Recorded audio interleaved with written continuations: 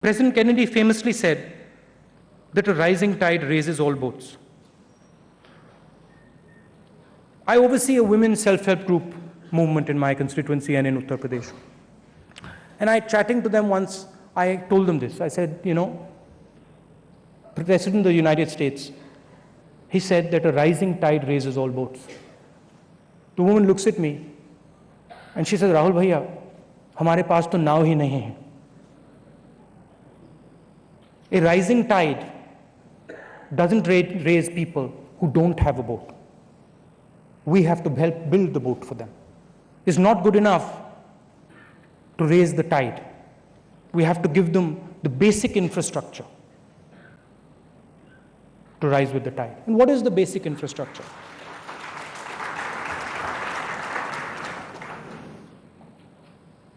What is the basic infrastructure? The basic infrastructure, as designed by the UPA, is a rights-based paradigm.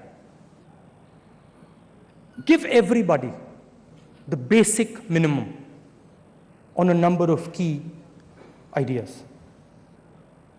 Give them a basic minimum on the job front. Give them a basic minimum on the education front. Give them a basic minimum on information, which is what Nandan is doing. That is what we are trying to do with the rights-based approach. The rights-based approach is important because it allows people to move. It builds this movement. One of the biggest problems poor people have is identification.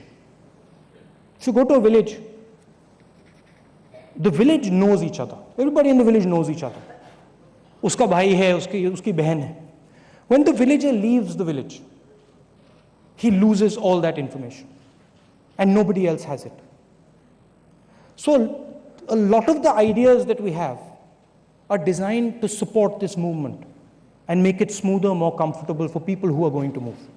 And as I said earlier, this movement is what is driving everything. It is what is driving your businesses. Let me go back to the women for a bit. They told me they have no boats, but the work our women do, the work millions of Indian women undertake every day, not poor ones, not rich ones, every single one of them. The work they do right now, as we're sitting here in this nice AC'd hall, they're building not only our boats, they are the waves. They are not only building boats, they are the waves. And I, for one, will not speak of growth without speaking of them. Our economic vision must be about more than money.